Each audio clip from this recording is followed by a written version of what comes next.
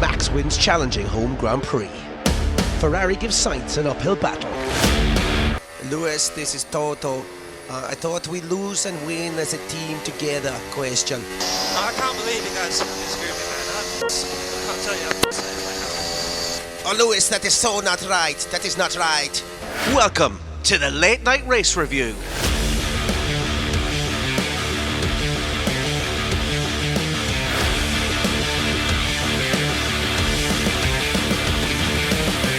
Welcome back, everyone, to the Dutch Grand Prix episode of the Late Night Race Review.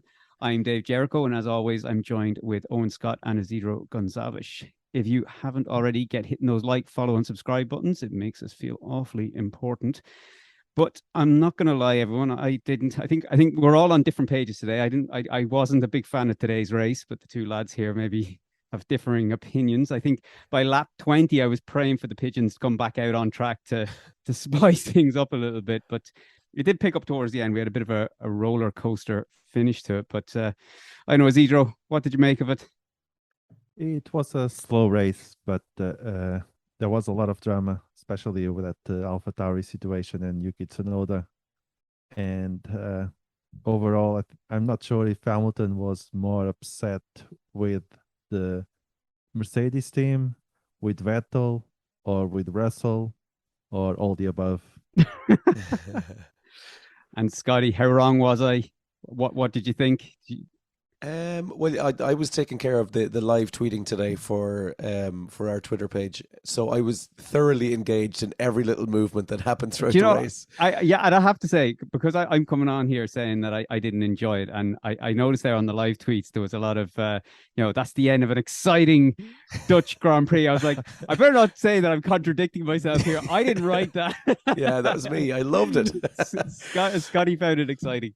Yeah, I was on my toes for every little movement that happened. I was looking out for pigeons to tweet about and stuff, but I had a good time. Yeah, I liked it. I particularly liked the back and forth between Alonso and Norris. I thought that was quite interesting. Yeah. That was lovely to see. But I enjoyed it. There was little moments of it that were a little bit boring, but it had enough for me, I think. Yeah, no. Oh, look, I'm going to say it was the opposite way around for me. I thought there was little bits that were exciting, but largely I was very underwhelmed. But look, let's jump in here. Let's see, because otherwise I'll get caught in a rant of why I didn't like a race, which is never good for anyone to listen to. So let's jump in. I think the main thing here is the Red Bull and Mercedes issue went on. I think sort of towards the back end of the race there, like I said, it was a bit of a roller coaster ending. It was very much a case of a battle of strategies and who could get the right strategy at the right time, given the circumstances that were going on track. So let's start with the race leader here, or the race winner. It was Max Verstappen. I mean, he's after taking his 10th victory of the season, and he's stretched that lead now to 109 points in the title. So I'm going to say it again. We said it last week, and I'm going to say it again this week. If there's any Ferrari fans out there that are clutching onto any hope that Leclerc or Ferrari can make any sort of a comeback here, please let it go. You're going to be very disappointed come the end of the season. But it wasn't as comfortable as a win as we were all expecting. I mean, we were all confident that Verstappen was going to take the win this weekend, but maybe it got a little dicey towards the end. Was there ever any doubt for you, Scotty, even towards the end of the race? Yeah, I think bar the Mercedes, that call on the tires at the end, or the lack of a call at the end, was the thing that killed it. I think Verstappen was lucky today, because if Hamilton came in and took or asked for the softs at the same time as Russell came in, I think it'd be a different story, or he would have put up more of a challenge. As soon as Verstappen went on to the softs after the safety car, I think that was pretty much it. So I think Mercedes kind of handed him the win today in a way. So there was doubt there, but I think Mercedes handed it to him. Yeah, you're right. And there was two key events in the race that did lead to, like you say, Mercedes effectively maybe handing it to him. Or, like I said, in hindsight, maybe he would have still taken the win anyway. But I mean, Mercedes, they were looking dangerous on that one-stop strategy, that medium and going to hard. That was seemed to work very well for them. And I think the hard compound tire was a lot faster than anyone expected. More surprisingly, I suppose, or more so, should I say, for Red Bull. And what's your thoughts on the outcome, Isidro? Was he lucky? Were Red Bull caught off guard maybe by the pace of Mercedes on that hard compound tire? And did they get a bit lucky maybe with that virtual safety car and being able to get that pit stop done and gaining such an advantage from it? Yes, I think Red Bull today was a bit lucky. That the safety car definitely helped. Mercedes was The virtual doing safety very car. good. Yeah, the virtual safety car. Yeah. Mercedes was doing very good, and Red Bull risking the pitting because there was a safety car. That was a bold move, but I'm not sure if Max will be as happy at the end of the race if they had stopped without the safety car or Mhm. just stopped. But clearly, Mercedes learned a few things, and today they proved they have a very good car. Although if Max is in a good day, that Red Bull just run past Lewis with soft tires. I mean, Lewis took a good. I'm pretty sure that Lewis take a look to the left and said, "Oh, there he goes." But I mean, it was a bit disappointing as well, wasn't it? That we were kind of led, we were getting hyped up for a bit of a sort of a unique scenario for this season that Max was going to possibly have to overtake both Mercedes on track if that virtual safety car hadn't come out, because obviously it was leading up. The two Mercedes had the pace on the hard compound tire, and it was leading up then to Verstappen having to make that second pit stop.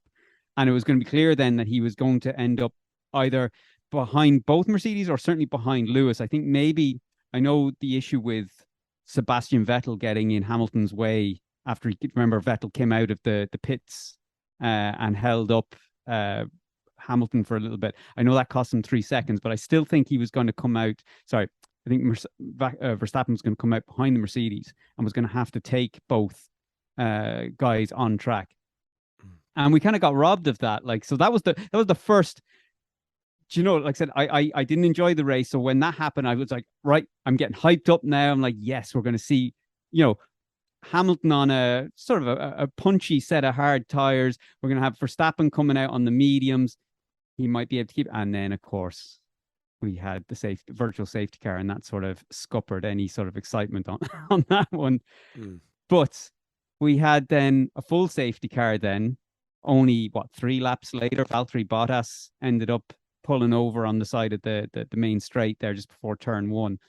And that then sparked the top runners then to come in for soft compound tires. But Mercedes decided to leave Lewis out. And I get it. They were trying to retain track position. But what do you make of this call? Because there's retaining track position when you're on a solid set of tires and you don't, and you're in a faster car. But when you're retaining track position on an old set of medium compound tires, and the person that's going to be behind you is Max Verstappen in his home Grand Prix on a brand new set of soft tires, surely this was a terrible call from Mercedes, and they should have either gone with both Russell and Hamilton stay out. Russell stays as a tail gunner to keep Verstappen at bay as long as possible to allow Hamilton to get into the distance, at least until maybe the DRS is enabled, to get him out of the DRS window, or bring them both out on soft tires and just say, right, we're going to be behind Verstappen on the restart and we'll just go for it. What do you think? What do you make of this decision? Was it just a bit of a knee jerk? Did they make the wrong call? Just one of those days for them? Yeah, I think they forgot how to be in this position in the race. It's been so long since they've been up here now. They dropped the ball big time, didn't they? Really, the call clearly was Verstappen was always going to be pushing, and he was catching Lewis as it was. But I really think the call was to bring them in and put them both on a set of softs. I'm not sure why they left Hamilton out like that. But a question for you, actually. Was it even Russell that made the call to have the softs? Did he make the call to come in and get softs? Yeah, well, I don't know that for a fact, but I mean, Russell, he would have, if he didn't agree with it, he would have stayed out on track. But I would imagine I do remember actually something in commentary maybe that they did say that he did make the call to come in for soft. So you could be right on that one. I think I do remember hearing something about that. That's what I thought. That was the impression I got during the race, that he was the one who made the call to get the softs. And in that case, if that is the situation, is it more a fact that Lewis dropped the ball and he didn't make the call to go, okay, well, we should probably go on the softs here, and George, Well, in that circumstance, I know we talk a lot about the sort of strategy and the strategist's decisions and stuff like that, more so from Ferrari in our previous podcasts. But in this instance, I think because the tires were working well for Lewis, and I don't think he maybe necessarily would have known what the outcome might have been. I think that the pit wall would have known more information. Maybe I didn't hear any radio calls, so I don't know whether they fed him any information about sort of the outcomes of, option A, option B. Like we heard Ferrari last week having a full length conversation about. But to answer your question, I think probably in this circumstances, I think Lewis probably just went, the pit wall know better in this circumstance than I do, and retaining track position is probably best.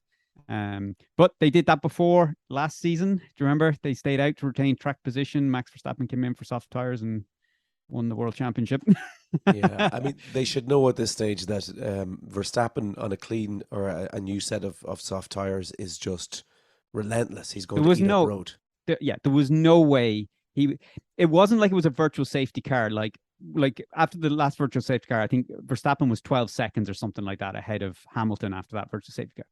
So it wasn't like it was that circumstances reversed where Hamilton was 12 seconds ahead of Verstappen. He was right on the gearbox of him. In fact, he was probably only a quarter of a car length from the nose of Lewis Hamilton's car going across the finish line or the start line. There wasn't. Yeah. Anyway, look, we could. I'm getting wound up here thinking about it. It was a disaster of a decision. They obviously just hired in fucking Ferrari bloody strategists on work experience today. Yeah. And speaking of Ferrari, we will get to that in a moment. I mean, I think we better notch Ferrari down on our priority order for a while, because they're taking priority over our podcasts every week at the moment. So I want to quickly chat about the virtual safety car. So that was our first incident that ruined my fun.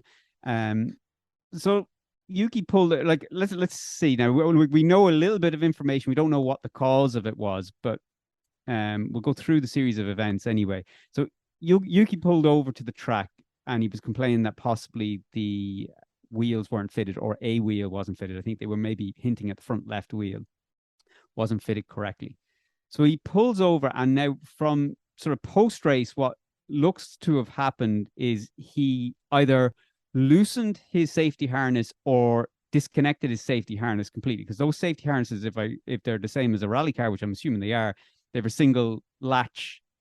So basically, if it's a 5-point harness or a 6-point harness, there's a little latch on it which releases all points of the harness in one go. So I don't know whether he flipped that little latch and released the harness, or he just loosened the top. Judging by the way his pit crew were working, it looked like he obviously, to me, it looks like he's released the whole safety harness. So anyway, let me go back. Sorry, I digressed a little bit there. But he pulled over the side of the road. He stopped, looked like he was out of the race. His pit wall say, no, everything looks fine, carry on. So then he starts crawling back to the pit lane, which in hindsight, like in race time, you're thinking this is because there's an issue with the car. In hindsight now, it looks like it's possibly because he had released his safety harness and he has now started to drive around half the track with no safety harness on a live track. So, I mean, look, he gets in. We saw the mechanics working away. We saw the pit crew obviously adjusting his harness, either refitting it or tightening it, whichever it may be, put a new set of tires on, go out. And of course, then there was still issues with the car. But the main question I have about all this series of events, like the FIA now are investigating this, and rightly so. So what do we think is going to happen here, Isidro? Because if he's found to have released his safety harness completely, if he's flipped that little latch on the buckle of the harness, that means he had no safety harness. He's after driving on a live track, the guts of half the live track with no safety harness on. I mean, I've never heard of that before, so I'm not sure what the FIA are going to do in regards to penalizing that. I mean, what's your thoughts on it?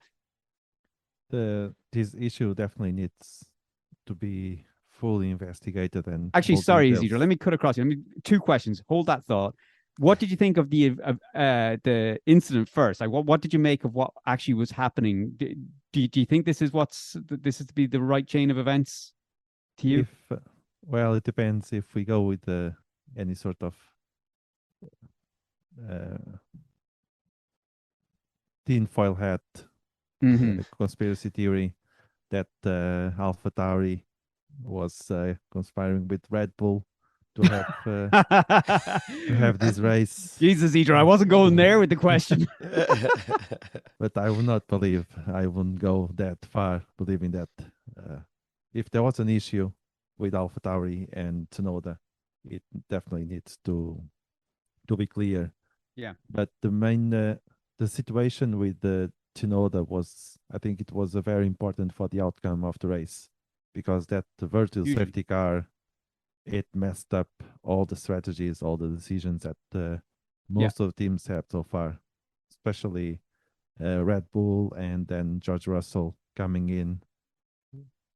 So that I think that Tsunoda was an important driver today, not for winning the race, but his actions they had an impact on the podium. Well, then, what do you think then? So I cut you short there, but so in terms of the FIA, then in terms of what might be done in terms of a penalty here, like I said, it's obviously being investigated. I mean, it is.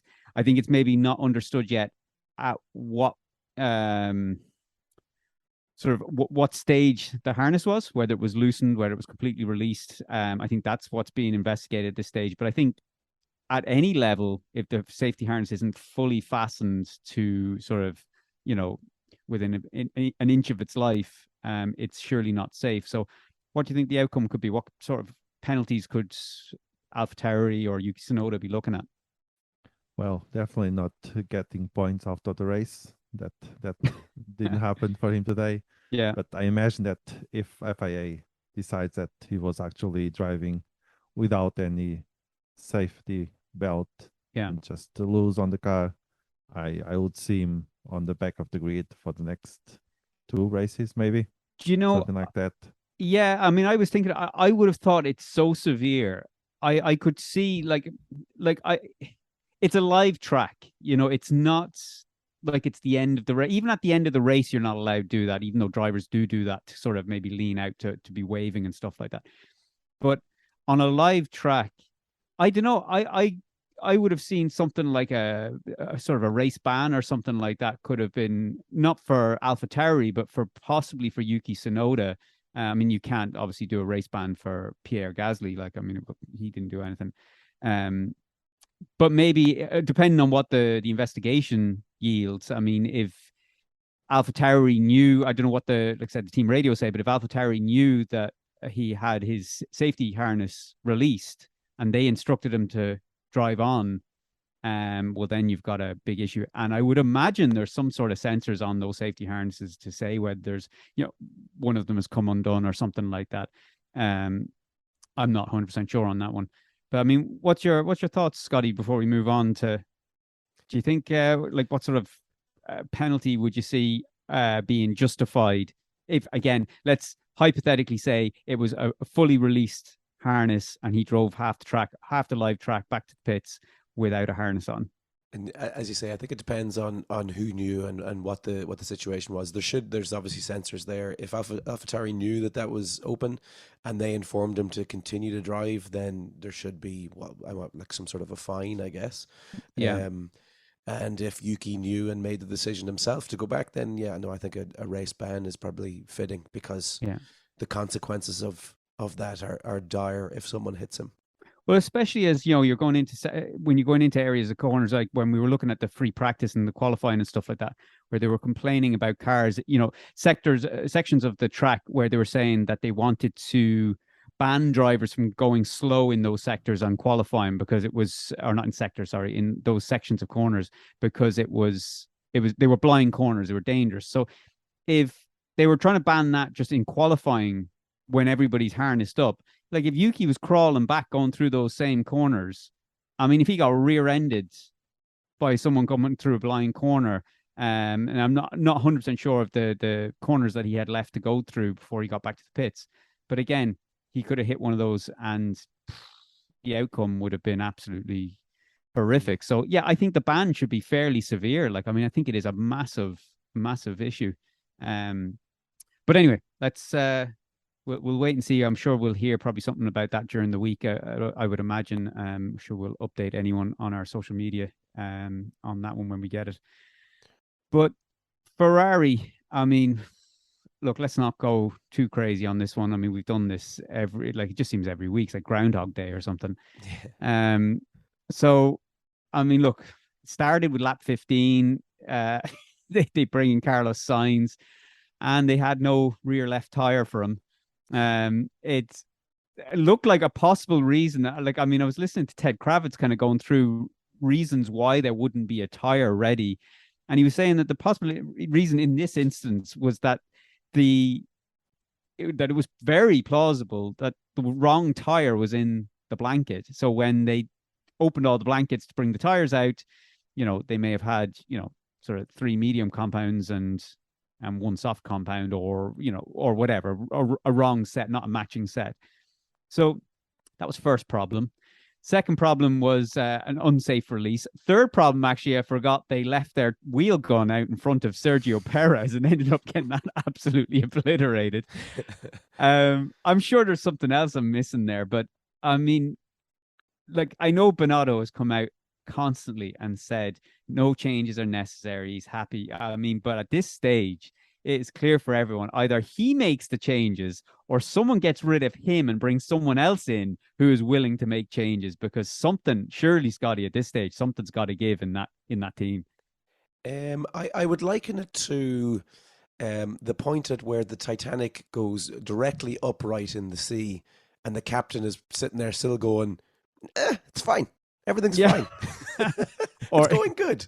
it's that one guy that's falling from the top and banging off everything on the way down as he's screaming. Carlos Sainz today. It's okay. It's okay. You're just waiting for the band to just be playing that music at Ferrari. There should have been circus music there today, but what I heard was that it was likely to do with the miscommunication between the engineers and the mechanics. So a timing thing between the call being made and then Sainz coming into the pit was the issue. Now, let me cut across you there. And again, I don't know for sure, but I'm going to say, if it was a timing issue, how in God's name did you have 3 wheels out and not 4? Yeah. I mean, you see them in the pits. The 4 wheels are stacked together in blankets. Like, if it was a timing issue, how could you not get someone to grab the 4th? Get the cameraman out. Get him. He'll get the wheel out there. Yeah. Unbelievable. If they can do a pit stop in 2 seconds, 2 to 3 seconds, they can get a wheel out in the time it takes the Ferrari to come down the pit straight. But unbelievable. There should be a change. You asked her earlier on there about whether Binotto should be held responsible. And absolutely, yeah. This is a top team. They should, by all accounts this year, they should be challenging for the title. And they're not. Clearly something has to change. Yeah, it seems like he's not the right man for the job there. The likes of Toto or Christian would have that sorted at this stage. 100. I would assume so, yeah. What do you think, Isidro? Do you think as well that he should be given the boot, someone else should be given the boot, or a motivator put in place to sharpen some minds? He's been Binotto has been with Ferrari for years and years, and he brought Ferrari to this stage right now. But I don't. I could argue that now. When you say he brought Ferrari to this stage, I mean, since Ferrari's in 2007. They won the constructors. They won the drivers' title in 2008, wasn't it, with Kimi Räikkönen? I think. Yeah. I could be wrong. So I think 2007. they started declining in 2007. 2008 victory was sort of still riding the wave from 2007, and they have continuously gone downhill. They did a restructuring which helped in the production of the car in terms of the performance and the reliability and design of the car. That restructuring seemed to work and streamline everything from a team perspective. But nothing has been done in terms of the actual race, the trackside element. And that's where it's been going downhill for years. I mean, you look back, you could probably pick any year since 2008, 2009, and you could find just countless mistakes just creep in.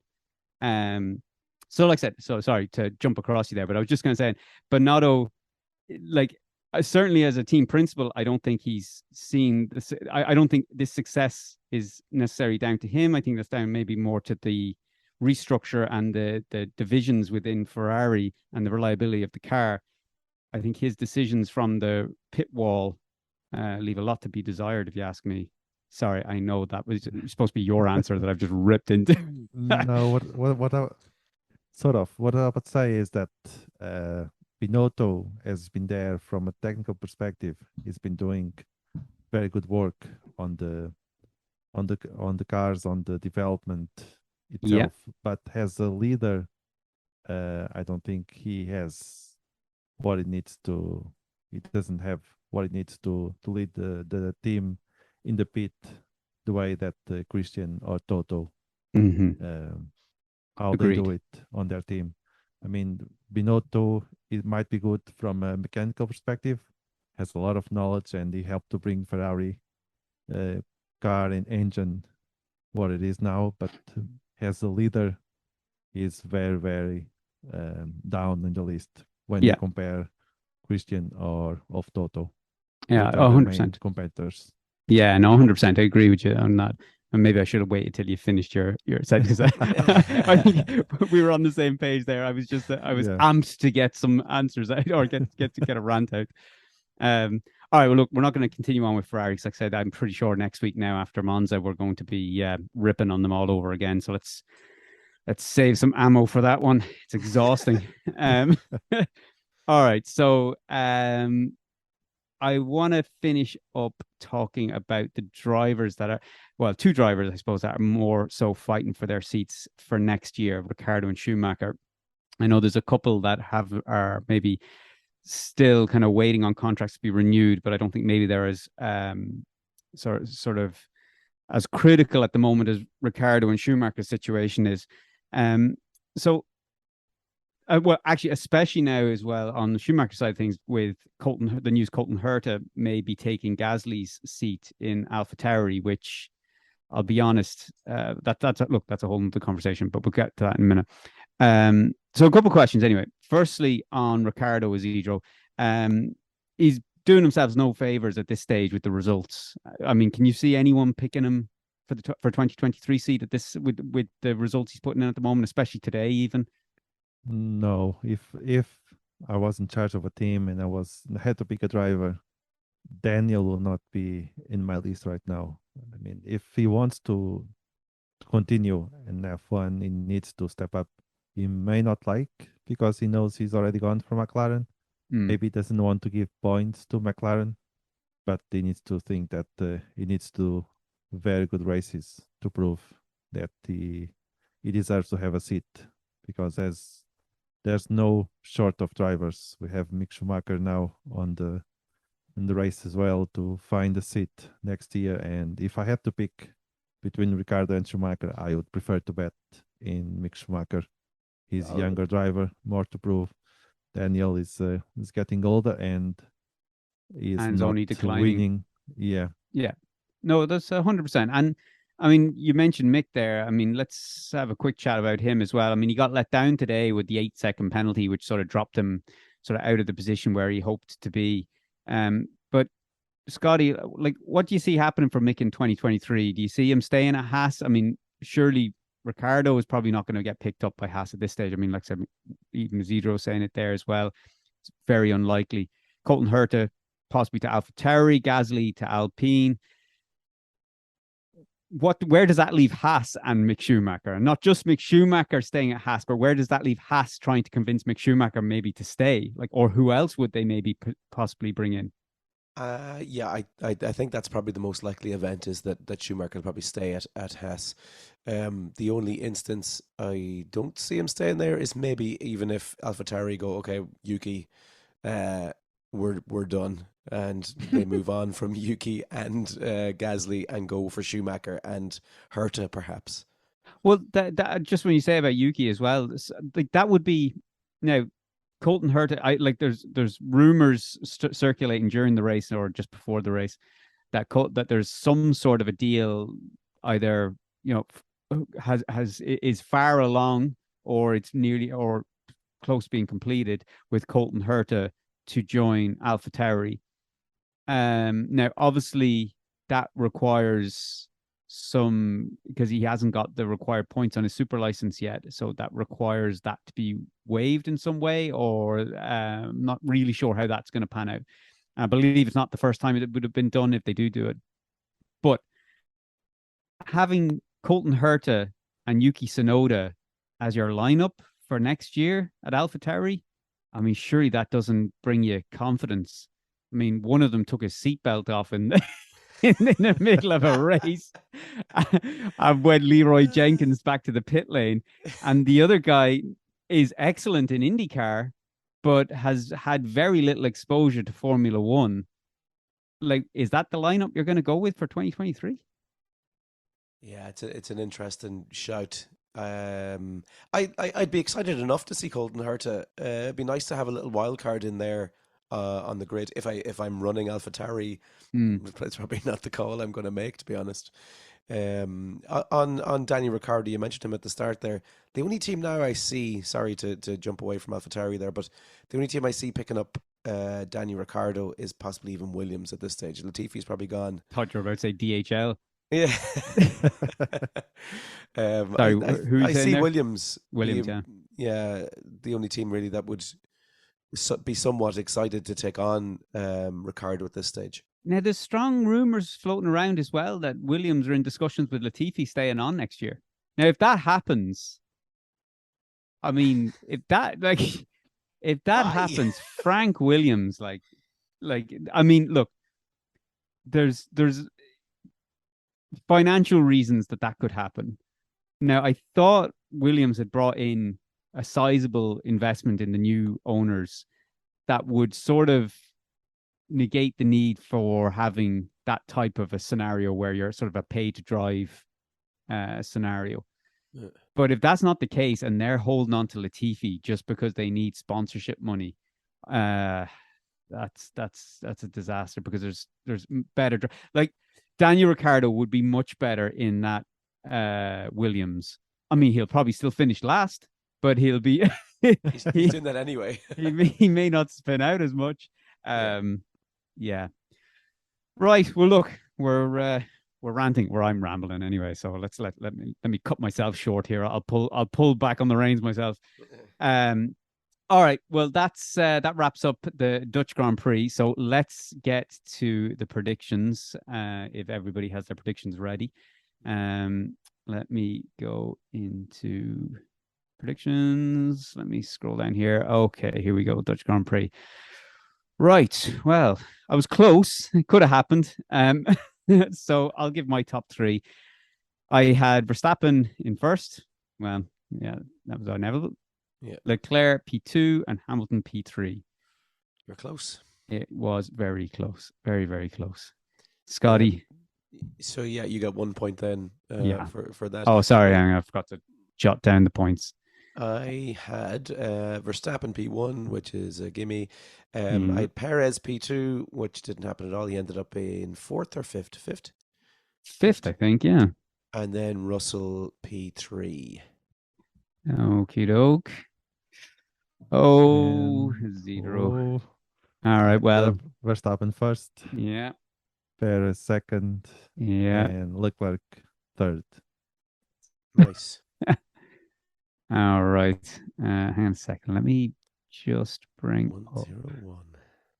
All right. So Isidro in the driving seat now. He Moment. is. Yeah. Hang on a second. I just want to bring up the results as well. I just want to confirm something here. What, that Charles Leclerc was not None of No. them yeah. I just want to double check that. Leclerc, that doesn't look likely that he Yeah. was there. I want to make sure that fucking all the penalties and all that applied. All right. No, sorry. Okay. So my flop was Carlos Sainz, which I'll be honest, it was an absolute flop, but I called it DNF, so that's not happening. Ferrari tried everything in their power today to get him Out of the race. Yeah. Yeah. All right. Who did you go with, Scotty? I had a Vettel DNF, which didn't happen. No. Not And even close. Isidro, so close.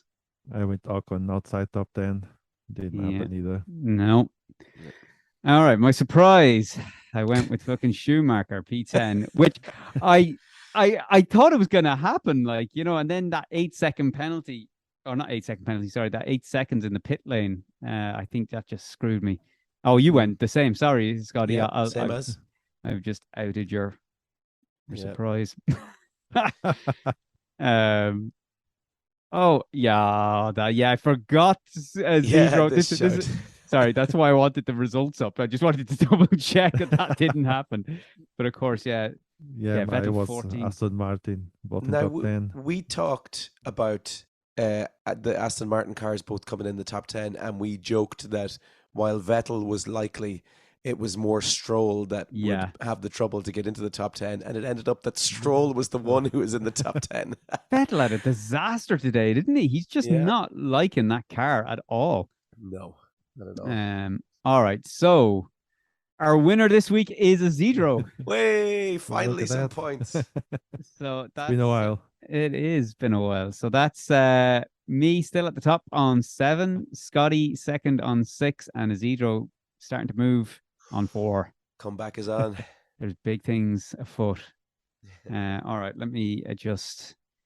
I didn't prepare for next week's in a second. All right.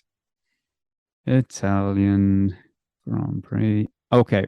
All right. We're ready. Predictions. David. Okay. I'm going with a Verstappen win. What? Crazy. Madness. I'm going with a Leclerc P2. Ooh.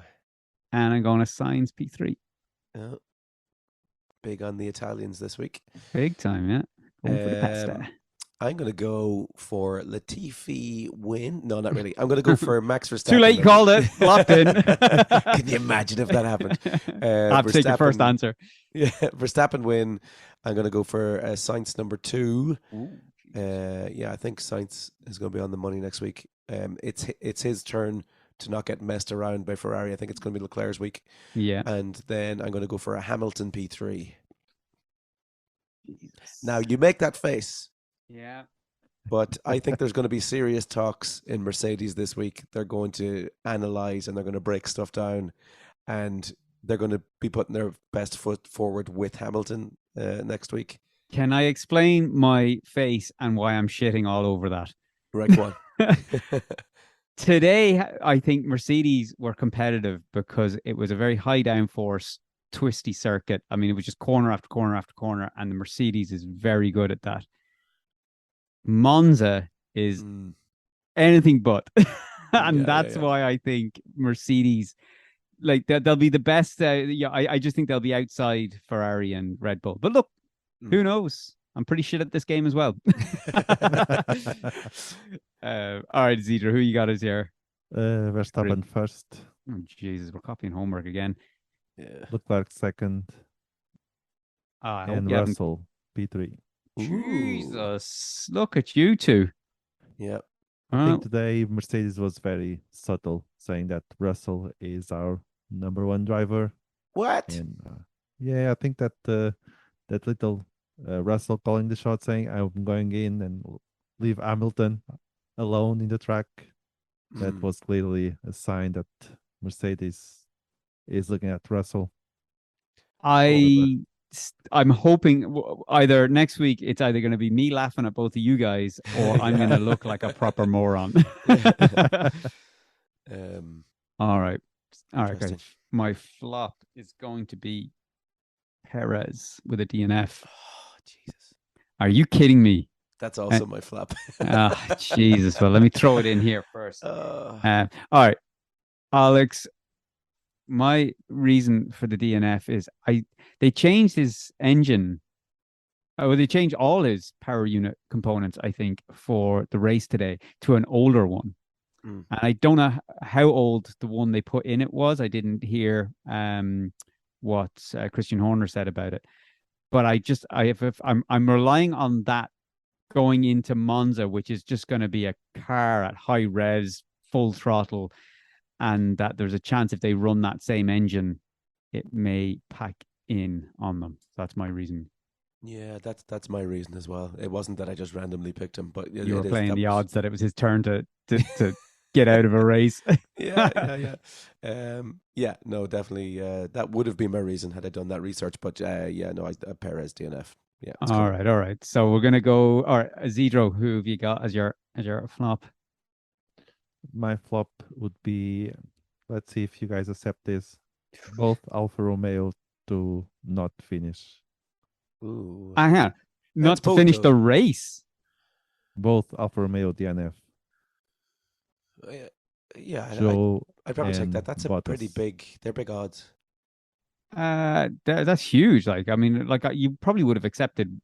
He could have probably just said Bottas DNF. Well, he did that today, so I know the likelihood of it happening twice in a row is, but look, hey, you want to go for both Alfa Romeos? I'll let you go for both. He's mad about these doubles. The double shots. DNF. All right. Okay, surprise. Right, here we go. And I'm not going for Schumacher again. Oh God, I bet we're gonna have the same one again. I don't think so. I'd be surprised. You always say that. I'm going with Albon, top 10. oh, That's all right. That's okay. that's a good one. Surprise. Yeah, good shout. Yeah. I mean in Spa, it was so fast in the straight. So I just thought, you know what, Monza, it's could have the power there to get in top 10. Yeah, that's a good shout. I like that one. Who have you got as your surprise? My surprise is Lando Norris, and I'm going to say P4. Yeah. So your finishing back in order is going to be Mercedes. Verstappen, Sainz, Hamilton, and Norris. Norris. Yeah. That's your top 4. Yep. Yeah. I'm nailing that one in there. Will you see next week? Yeah. I'm gonna get the internet applause. Yeah. Sound going again. We'll queue it up for you. We'll let the internet know. Be ready. All right, Isidro, who have you got as your surprise? My surprise will be Mick Schumacher, top 10. Oh, Jesus Christ. Jesus. Top 10. Yeah. Why do we keep on betting on this guy? After we've just had a whole conversation that we reckon he's going to be staying over Daniel Ricciardo. I love him as a driver, but he hasn't been delivering. Do you know what? Speaking of Daniel Ricciardo, I'm just going through. Monaco was the last time we had Daniel Ricciardo as a surprise, and that was Isidro going for Ricciardo P6. Yeah. A believer at the time. There has never that shows our faith in Ricciardo. Like he hasn't been in the predictions once, not even as a flop, because we know it's gonna. Oh no, we do. Sorry, there we go. We have Ricciardo as a DNF though, France. Oh, I mean, the only surprise now would be that he's still driving a race car this time next year. Yeah, exactly. All right. Well, look, let's wrap it up there. That's it for this week's episode. So next up, F1 is off to Temple of Speed in the Ferrari homeland for the Italian Grand Prix. So make sure to join us for that. As always, if you want to get in touch with your own questions, comments, corrections, you know where to send them. Feedback at latenightracereview.com or anywhere you find us on social media. Until next week.